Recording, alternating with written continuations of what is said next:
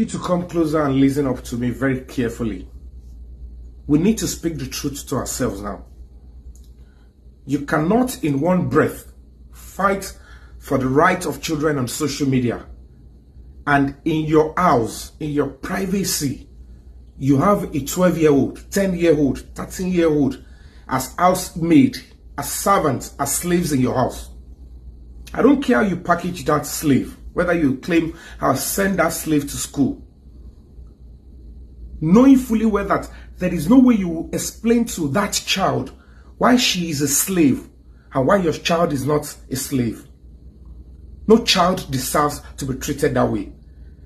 I don't know where your conscience is, knowing fully well that that house help cannot go to bed when she wished to go to bed until she finishes the house chores. Your children will go to bed before that housemaid go to bed. You are using a child to take care of a child.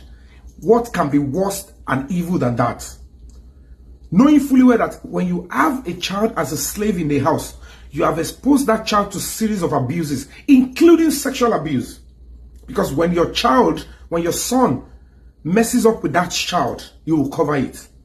When your husband does, you cover. When your boyfriend does, you cover. When your cousin does, you cover. And you come on social media because you're trying to act like you are holier than thou. The cost will be on you and your children. There is no escape route. The country will continue to bleed with that kind of activity. Set every child free that is under the bondage of slavery and servitude in your homes. The worst part of those that will claim they are fighting for a child who is sexually abused, who is being abused. Meanwhile, their neighbor is actually having a child as a slave. They cannot fight that neighbor. Yasikira is there having a child as a child slave. You're not fighting it. Where is the honesty? Where is the balance? We need to sanitize the society in Nigeria. I have done the best I can. I keep advocating for children. I have fought many. I have taken a serious stand in series of police stations.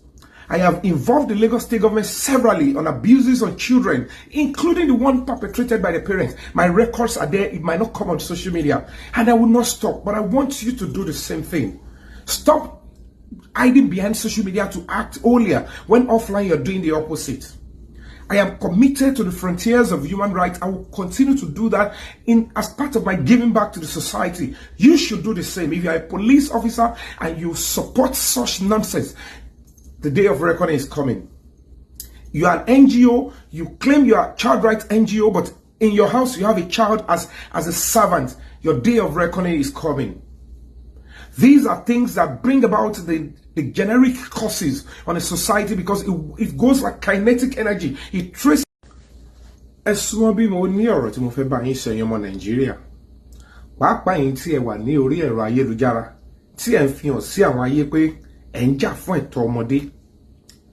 Ẹ ń jà fún ẹ̀tọ́ ọmọdé lórí ẹ̀rọ ayélujára social media. Àmọ́ nínú ilé yín ní àhámọ́ yín. Ọmọ kékeré ọmọ ọdún 11, 12, 13 òun lẹ fi ń ṣọmọ ọ̀dọ̀ lẹ fi ń ṣọfà tẹ́ ń pè ní house help. Ẹjọ́ ìwà ìpè ègún àti ẹ̀ṣẹ̀ lábẹ́ òfin wo ló le jù yẹn lọ.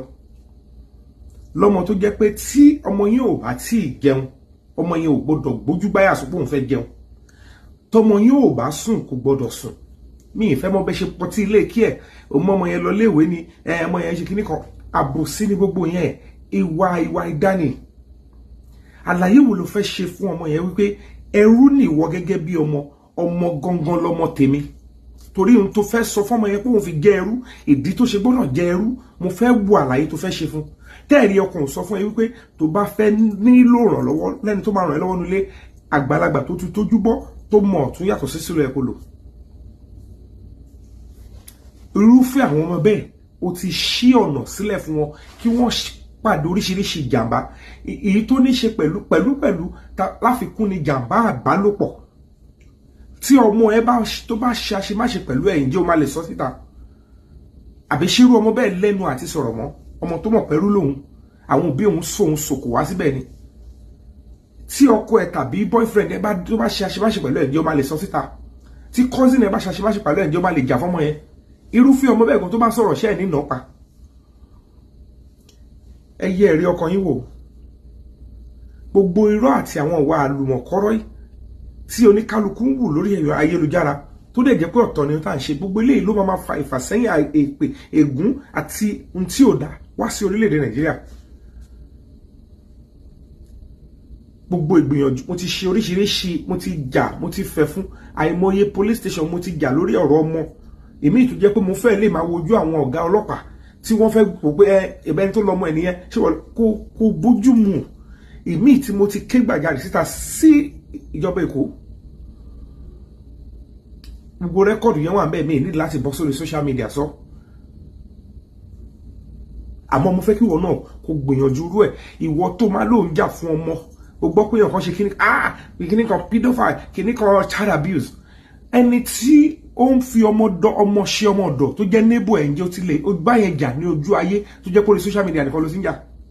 Ìyá Síkírá tó ń ta àmàlà tó ń fi ọmọ kékeré ṣọmọ ọ̀dọ̀ tó rí, ǹjẹ́ wọ́n lọ jà ń bẹ̀ pé ń tẹ̀ ń ṣe yóò bójú mu? Ó ti jẹ́ pé orí social media ló ti rangun.